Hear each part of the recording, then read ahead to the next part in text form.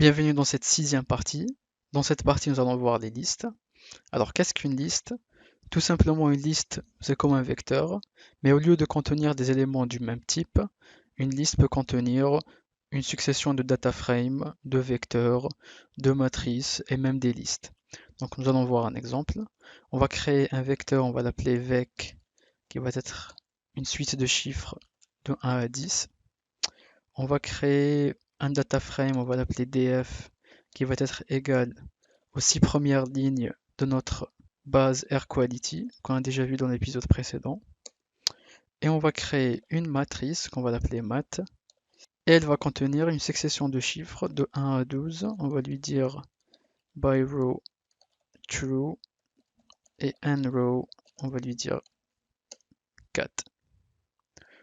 Donc, pour créer notre liste, on va l'enregistrer dans un objet qu'on va appeler maliste, et on utilise la fonction list.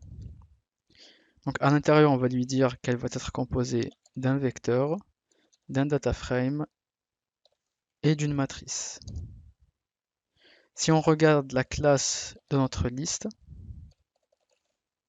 donc il nous affiche liste. Si on l'affiche en entier, donc on a effectivement notre vecteur, on a nos 6 premières lignes de la base AirQuality et on a notre matrice. Si on veut attribuer un nom aux différents éléments de notre liste, on peut le faire avec la fonction names. Donc on peut dire names ma liste qui va être égal à, donc le premier élément, on va lui dire que c'est un vecteur. Le deuxième élément, on va lui dire que c'est un data frame. Et le troisième élément, on va lui dire que c'est une matrice. Donc si on affiche notre liste, donc on a les noms qui apparaissent. Si on veut afficher par exemple le premier élément de notre liste, c'est-à-dire les vecteurs, on a tout simplement à faire ma liste $vecteur. Donc on a le vecteur qui apparaît.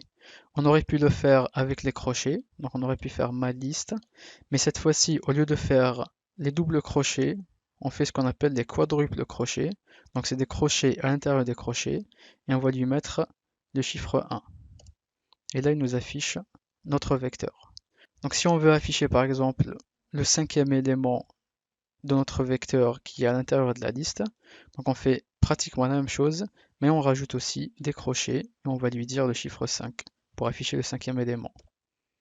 On va faire la même chose avec le data frame, donc on va lui dire ma liste, donc quadruple crochet, on va lui dire le deuxième élément, donc on a le data frame qui apparaît, et ici, si on veut afficher des éléments particuliers de ce data frame, on peut rajouter des crochets et faire toutes les manipulations qu'on a déjà vues dans l'épisode précédent. Par exemple, si je veux afficher la première ligne et toutes les colonnes, si je veux afficher par exemple de la troisième à la sixième ligne, et je veux afficher la première colonne jusqu'à la quatrième. Donc on a le résultat qu'on voulait. Donc la même chose pour le troisième élément de notre liste, c'est-à-dire la matrice. Donc on va lui dire ma liste. Et cette fois-ci, on veut afficher le troisième élément. Donc on a notre matrice qui apparaît.